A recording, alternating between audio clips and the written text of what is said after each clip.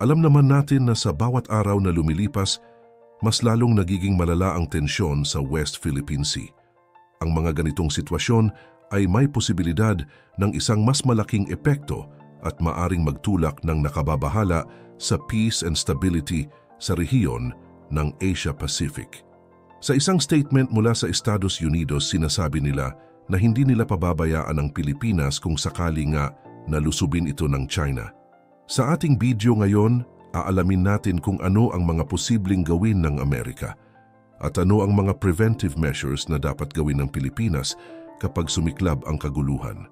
Ang potensyal na pagkilos ng Amerika sa pagtatanggol sa Pilipinas ay nagbibigay diin sa kahalagahan ng pagpapalakas ng mga alyansa at kasunduan sa pagitan ng mga bansa. Ito ay nagpapakita ng commitment sa peace and security sa rehiyon at pagtiyak sa kalayaan ng mga bansa laban sa anumang uri ng agresyon at pananakop. Dapat lang at nararapat lang dahil nagiging mas mapusok na ang China sa pag-aangkin ng mga teritoryo na sakop ng ating EEZ. Nariyan pa ang iba't ibang kaguluhan tulad ng away ng Ukraine at Russia, Israel at Iran, South Korea at North Korea at China at Taiwan. Gayunpaman, ang pangako ng Estados Unidos na ipagtanggol ang Pilipinas ay isang mahalagang hakbang sa pagpapalakas ng ugnayan at kooperasyon sa pagitan ng dalawang bansa, lalo na sa usapin ng maritime security at territorial disputes. Sa ilalim ng kasunduan sa pagtatanggol sa isa't isa, kinikilala ng Washington at Manila ang kanilang responsibilidad upang magbigay ng suporta at tulong sa kanilang mga kaalyado sa panahon ng pangangailangan, kabilang na ang mga sitwasyon ng tensyon at conflict sa South China Sea.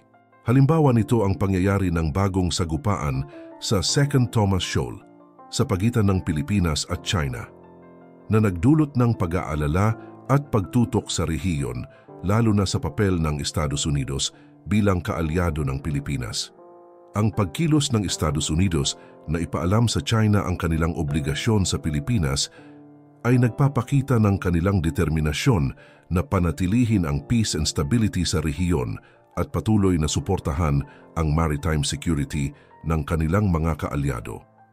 Ang presidente ng Amerika na si Joe Biden ay nangako na ipagtatanggol ng Estados Unidos ang Pilipinas mula sa anumang pag-atake sa South China Sea.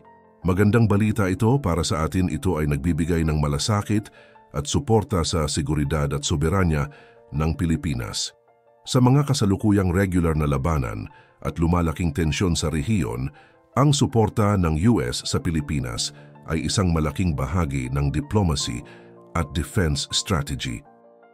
Ang Mutual Defense Treaty ng US at Pilipinas mula noong 1951 ay nagbibigay ng basehan para sa kooperasyon at proteksyon sa gitna ng mga maritime challenges at territorial disputes.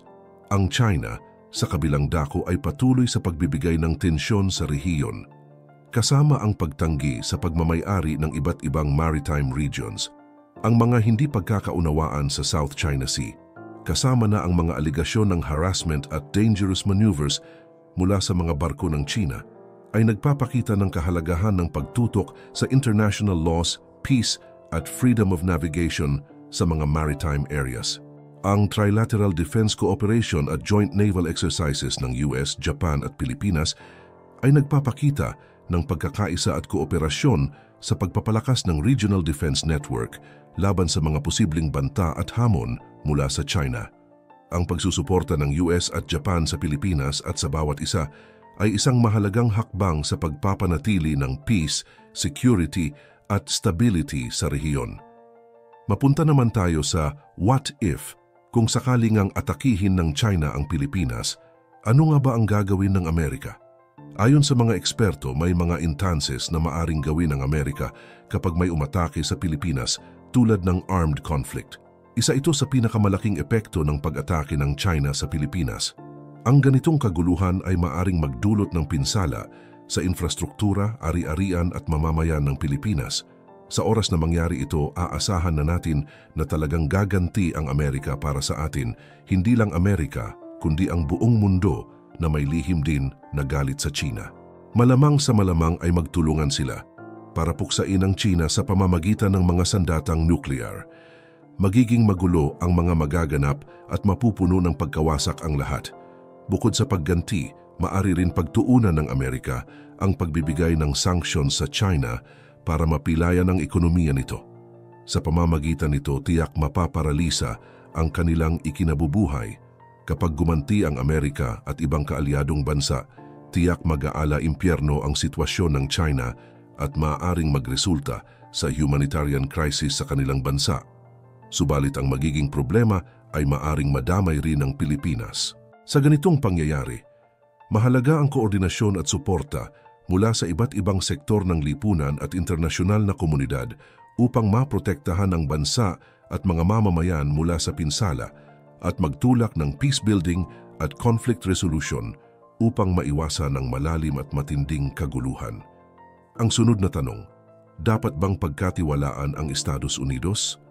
Well, sa totoo lang, ang pagkakaroon ng tiwala sa isang bansa ay isang mahalagang aspeto sa international relations, lalo na sa pagtukoy ng mga partners at allies sa mga pandaigdigang ugnayan at kooperasyon. Hindi rin naman tayo nakakasigurado kung ano nga ba ang layunin ng Amerika sa pagtatanggol sa atin, maganda man ito o hindi. Ang pagtatanggol sa atin ng Amerika ay mas ligtas kumpara sa ibang bansa. Pero kung ako ang tatanungin, maganda naman ang relasyon ng Pilipinas at Amerika, kaya malaki rin ang tiwala ko na hindi nila tayo pababayaan. At saka ang Estados Unidos ay may mga treaty obligations sa mga bansa, kabilang ang Pilipinas, sa ilalim ng Mutual Defense Treaties. Ang kanilang track record ng pagsuporta sa kanilang mga kaalyado at partners ay isang mahalagang bahagi ng tiwala na binibigay sa kanila. Maganda rin naman ang ginagawa ngayon ng administrasyon sa pangunguna ni Pangulong Ferdinand Marcos na nagdulot ng mga pagbabago at pagpapanatili ng ugnayan ng bansa sa international community, lalo na sa Estados Unidos. Ang pagsulong ng China sa Asia-Pacific region, partikular sa South China Sea, ay nagdulot ng pag-aalala at pangamba sa mga kaalyado ng Estados Unidos kasama na ang Pilipinas. Ang patuloy na tensyon at conflict sa usapin ng territorial disputes sa South China Sea ay nagpapakita ng pangangailangan ng solidong ugnayan at kooperasyon sa pagitan ng mga bansa, lalo na sa aspeto ng defense at security. Sa Trilateral Summit sa pagitan ng Estados Unidos, Japan at Pilipinas, lumalabas na ang pagtataguyod ng mutual defense at commitment sa pagtatanggol sa isa't isa ay isa sa mga pangunahing agenda. Ang pagtatanong kung dapat bang ipagtanggol ng Estados Unidos ang Pilipinas ay nagpapakita ng kahalagahan ng Mutual Defense Treaty sa pagitan ng dalawang bansa. Ang kasunduang ito ay nagsasaad na ang bawat bansa ay obligado na magtulong-tulong at sumuporta sa isa't isa sa panahon ng pangangailangan, lalo na sa anumang armed attack laban sa public vessels, aircraft, armed forces at Coast Guard.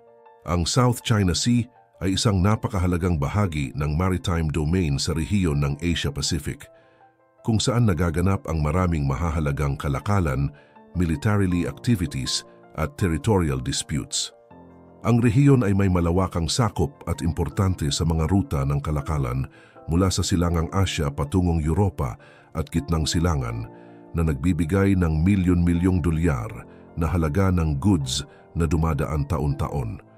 Ang pagpuna ng White House sa gawi at asal ng China ay nagpapahayag ng kanilang stand sa pangangalaga ng peace, stability at security sa rehiyon. Ang ganitong klaseng agresibong gawi at pag-uugali ay hindi lamang nakakapukaw, kundi maaring magdulot ng hindi pagkakaunawaan at mas lumalalang tensyon sa pagitan ng mga bansa sa rehiyon. Sa pamamagitan ng pagkondena at pagpapahayag ng pag-aalala, ang White House ay nagpapakita ng kanilang positibong stand sa pagtutol sa paglabag sa international norms at pagpapanatili ng respeto sa demokrasya, freedom of navigation at peace sa rehiyon. Ang masusing pagsisiyasat at diplomasya ay ang mahalagang hakbang sa paglutas ng mga ganitong uri ng pagkakamali at conflict sa international sphere. Sa isang potensyal na paglusob ng China sa Pilipinas, ang pangyayaring ito ay dapat maging paalala sa mahalagang kahalagahan ng peace, security at stability sa rehiyon ng Asia-Pacific. Ang posibleng kaguluhan at tensyon sa pagitan ng dalawang bansa ay nagpapakita ng pangangailangan ng maingat na pagtutok sa diplomacy, conflict resolution at mutual understanding. Sa huli, ang pangyayaring ito ay nagpapakita ng mahalagang papel ng diplomacy, dialogue at cooperation sa pagtugon sa mga hamon at banta sa peace and security sa rehiyon. Ang pagtitiwala sa makabagong mga proseso at diskarte sa pag-handle ng international conflicts at tensions ay magbibigay daan sa mas mapayapang solusyon at pag-unlad para sa lahat ng mga bansa na sangkot. Dapat mas lalong palakasin ng Pilipinas ang kanilang sandatahan para walang mga bansa ang umapi sa atin. Mahalagang pagtuunan ng gobyerno ang pagbili ng mga armas tulad ng fighter jets, combat vessels at mga missiles. Gamit nito tiyak na magiging bihasa ang mga sundalo sa paggamit na maari rin nilang magamit sa mga misyon sa loob man o sa labas ng bansa. Hindi talaga matatapos ang panghaharas ng China. Ang dapat gawin ay maging handa sa anumang mangyayari sa hinaharap.